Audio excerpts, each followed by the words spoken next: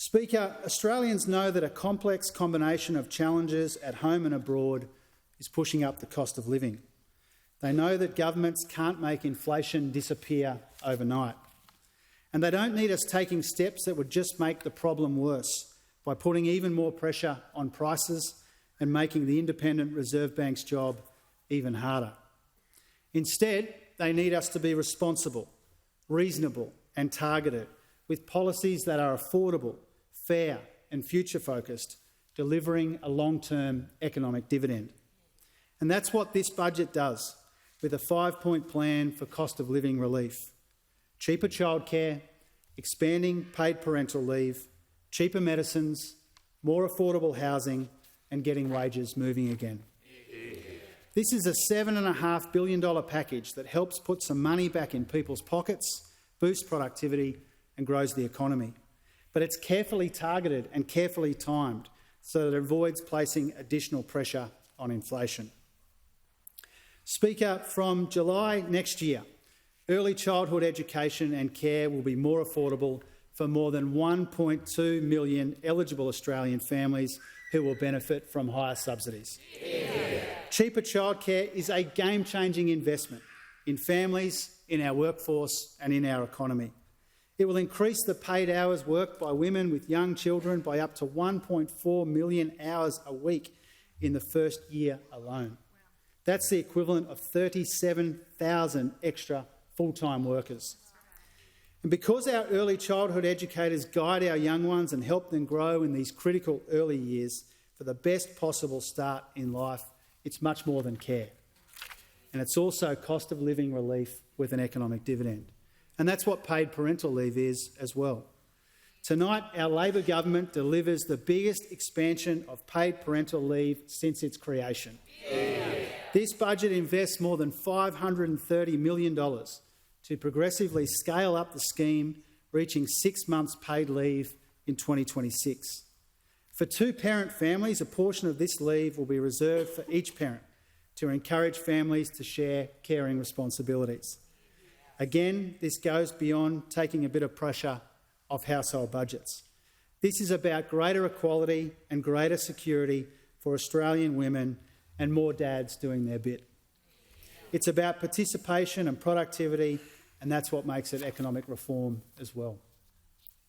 Speaker, this budget also makes medicines cheaper by slashing the PBS maximum general co-payment to $30 a script from the 1st of January next year, saving up to $12.50 per script for about 3.6 million Australians every year. And the budget does more to confront Australia's housing problem.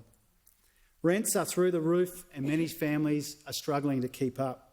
Supply hasn't kept up with demand, which means too many struggle to live close to where they work. Too many are stuck on waiting lists for social housing. And for too many, the great Australian dream of home ownership seems completely out of reach. Our country can do better than that, and our government will. With the Housing Australia Future Fund building 30,000 new social and affordable homes in its first 5 years, and the National Housing Infrastructure Facility supporting an additional 5,500 new homes. With the Help to Buy scheme allowing up to 40,000 Australians to own their own home with a lower deposit and a smaller mortgage. With the regional first home buyer guarantee supporting another 10,000 new homeowners each year. And by helping more Australians downsize to a suitable home, which will free up housing stock for younger families. But tonight, Speaker, we go further and we do more.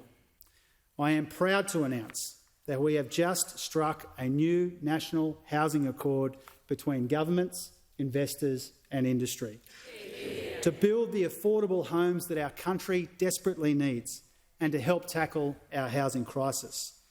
The ambition of this accord is big and it's bold. It's an aspiration to build 1 million new, well-located homes over 5 years from 2024. Most of this supply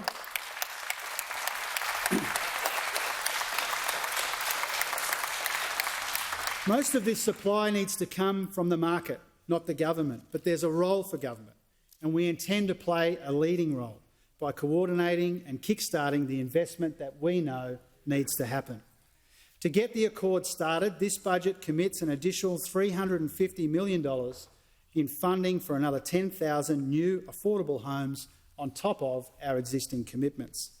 This will be delivered through an ongoing funding stream to help cover the gap between market rents and subsidised rents, making more projects commercially viable. State and territory governments will build on our commitment with up to 10,000 new homes as well.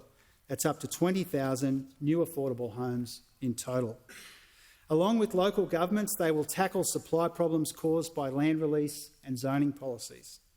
Institutional investors, including super funds, have endorsed the accord and will work with us to leverage more investment that delivers for their investors and members' interests and for the national interest as well. And peak organisations for the construction sector support building these homes at a high energy efficiency rating and training more apprentices under an extended skills guarantee. Now, we don't pretend that this accord solves every issue, nor do we pretend we can solve this problem completely overnight.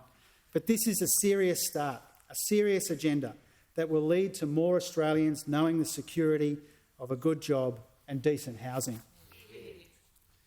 Speaker, if there's one fact that sums up nearly a decade of wasted opportunities and warped priorities, it's that real wages are lower today than they were 10 years ago.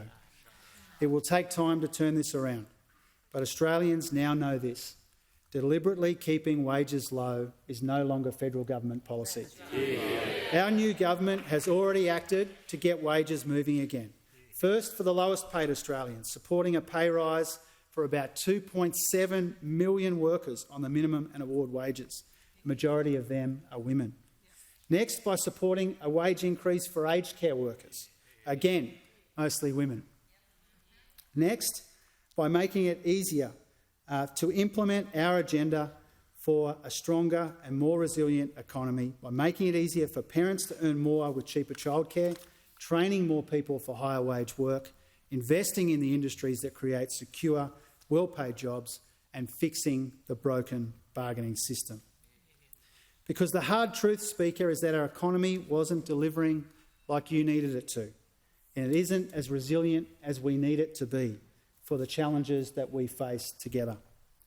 Too much of our potential has been wasted, and the costs of that are clear, with falling real wages and flatlining productivity and widespread skills shortages, and too many Australians denied the opportunity of a better future. The Jobs and Skills Summit that we hosted with the Prime Minister was all about bringing people together to help reverse these trends, finding consensus on the challenges and common ground on the solutions. And we agreed there that full employment, productivity growth and equal opportunities for women should be core objectives of government policy. And we know the key to this is quality investments in the capacity of the Australian economy and the capabilities of the Australian people. So, Speaker, this budget builds a stronger economy, more resilient, more inclusive and more modern. And skills are absolutely central to this. In 2012, more than 57,000 Australians completed a trade apprenticeship. By 2021, that number had dropped by more than 20,000. So tonight we fund a better future for vocational education. Yeah. Together with the states and territories, we are making a $1 billion investment in fee-free TAFE and vocational education places, providing 180,000 places next year, the first stage in our plan for nearly 500,000 fee-free TAFE courses for Australians, learning skills for jobs in priority areas like the care sectors and the digital economy. This budget also invests more than $770 million for better schools, happier and healthier students and more qualified teachers. And we'll invest $485 million to create 20,000 new university places over the next 2 years for students from disadvantaged backgrounds. Yeah. Because no Australian should be denied by poverty, by postcode or by lack of privilege their chance at a better future. Yeah.